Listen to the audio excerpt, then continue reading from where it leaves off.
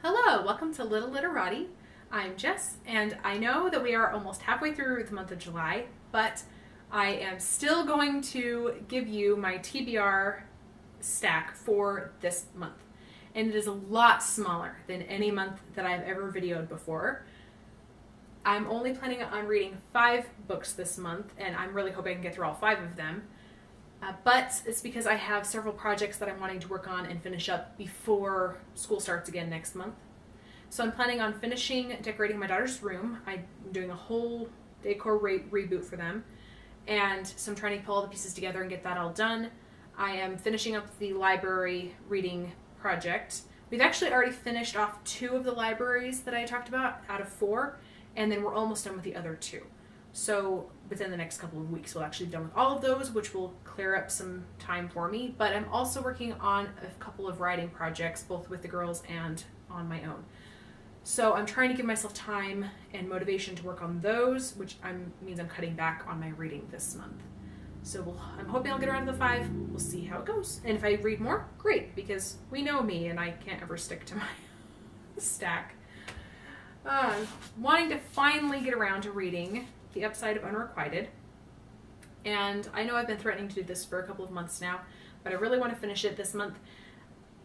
There is a Renaissance Festival theme type event, I don't know, that happens in here. And it would be extra fun to read that this month because for my daughter's 5th birthday, we went to the Renaissance Festival. My daughter is obsessed with elephants, like obsessed, and has been her entire life from the time she was a baby. My parents gave her a stuffed elephant when she was born, and she has loved elephants ever since. So we went to the Renaissance Festival on the day before her birthday, on the 1st of July, and she got to ride on an elephant, which was her big birthday treat. And she loved it, and I have a video, and she's so cute. So happy. So I thought it'd be kind of fun to read the Renaissance Festival book the month that we went to the Renaissance Festival. So I'm hoping I'll actually get around to reading it this month. I have mentioned so many times on this video series that I love Jane Eyre, and I really, really do. And so I want to reread it again this year. And this is my copy I've had for many years. I have had this for about 10 years now. And I have read this, I don't know how many times. I've read it so many times that my pages are actually starting to fall apart from the spine. But I love it so much. And so it's not a very pretty cover. It's just kind of blah, gets the job done. So it's not as pretty as some other copies that I have or that I've seen. But again, it gets the job done. And so I can't ever get rid of it because it has the smell of all the times that I've read it before. It has all those memories that it evokes. So I'm going to reread Jane Eyre and or listen to it on Audible while I'm working on other projects. But I want to get that done this month because I've had several other adaptations or other things that I've come across. A couple of weeks ago, okay, about a month ago now, since we're halfway through July, I finally bought something I've had my eye on for more than a year now. I have been seeing the soundtrack available on Amazon for Jane Eyre the musical. And I never got to see it on Broadway. I missed it by several years, 15 I think years, which is too bad. Because it would have been really, really fun to see. So I was debating whether or not it'd be worth it to buy the music. And so finally last month I decided to just do it, to just buy the music. I sampled it first on Amazon. I was like, well, sure, it sounds okay. I'll go ahead and I'll buy it. Everyone loves it in the reviews, so I'll go ahead and buy it. And I have been listening to it almost nonstop ever since. And I've mentioned in past videos, I grew up listening to the Phantom of the Opera music, and so it just kind of enriches the story for me, listening to that. And then I read it this past month, and it was really wonderful reconnecting all the different plots and without the music, but still just having them stand on their own. But then the music, of course, again, enriches that for me. And so I've been listening to Jane Eyre, not Jane Austen. Jane Eyre, the musical, pretty much ever since I bought it last month. And in fact, I actually have suggested it to actually the lady who did my eye surgery, or one of the nurses who helped with my eye surgery. She was trying to calm me down. She's like, what music do you listen to? I'm like, actually, I've been listening to Jane Eyre the musical. And she's like, oh, I really like Jane Eyre. I said, oh, you should totally look it up. It's really great. And the music is wonderful. And James Barbour, who plays Mr. Rochester, is incredible. And the music is really there, and it fits. And you totally hate Blanche Ingram, and yet she's so good at her songs.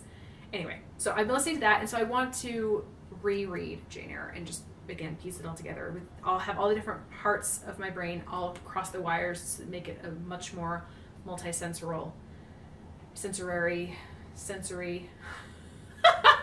a multi-sensory experience. So I'm excited to reread this month. I have been seeing this for several months now, suggested on my Amazon recommendations. I've been a little nervous about it because Jack the Ripper, the story of Jack the Ripper has scared me since I was a child because they never found him.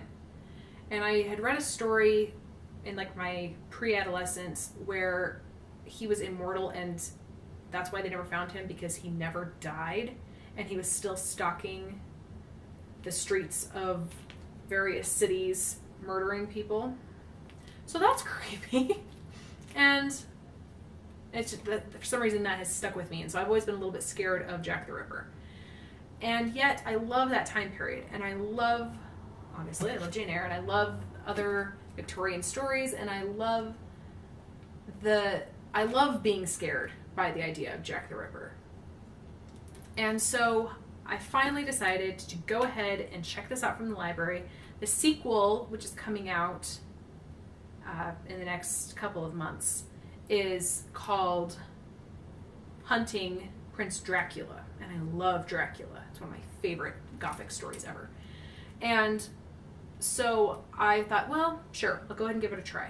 So I'm going to read this, and then hopefully in a couple of months when that one comes out and my library finally gets a copy, I will read Hunting Prince Dracula, and I will see how they go. So I'm hoping that it'll be good. It looks kind of fun. It's going to be a girl tracking down these murderers, I guess. So I'm excited to see how it turns out. I started last month A Darker Shade of Magic, and then I didn't get very far into it before the month ended. And then I haven't really actually returned to it since, even though it's been a couple of weeks. So I'm trying to not read too much into that. I'm trying to, no pun intended, I'm trying to tell myself that it was just because I got caught up in other things, again, family visiting and my daughter's birthday and various other events, 4th of July, that I just haven't had a chance to get back to this. So I will really try to get into this and actually read the story, because the premise sounds interesting and everyone that I've seen online has absolutely loved this book. So I'm hoping that I will like it as well. And it also has various versions of England. So that'll be interesting as well, or at least London, if not the rest of England. This last one that I'm really hoping to get to this month is called Falling Kingdoms. This is the first in the series. It seems like an epic fantasy series, and I do like epic fantasy. I've seen these books everywhere lately, just over the past few months. They've all of a sudden exploded around me. And so I decided to check out the first one and see how it is. Because I'm a little nervous though, because partly where I keep seeing all these is in used bookstores. And so I'm hoping that's not a sign that it's not great and everyone's getting rid of it. So I will read the first one. It looks interesting. The cover is really, really compelling and interesting. So I'm hoping that I really enjoy the book and that I can look forward to reading the rest of the series. But again, I'm just trying to get through these books this month and see where it leads from there. And 5 books might be all I get to this month. And in the meantime, please let me know in the comments below what you're planning on reading this month, what you've already read this month, because again, we're almost halfway through, so I'm sure you've already read something, or at least started on something. I haven't really read anything. I haven't been listening to anything. I haven't been taking sneak peeks. I've been really bad this month. I'm hoping that you've been better than I have. So let me know what you've been reading. Let me know what you're planning on reading for the rest of the month. If you have any recommendations that you think I should look into next month in August, when I'll have a little bit more free time after my two older go to school. And if you've read any of these, if you've listened to the music of Jane Eyre, let me know what you thought below. I really, really have been enjoying it. My husband's a little bit tired listening to it, I think. I keep blasting it in the car and on my phone. What are you going to do? It's awesome.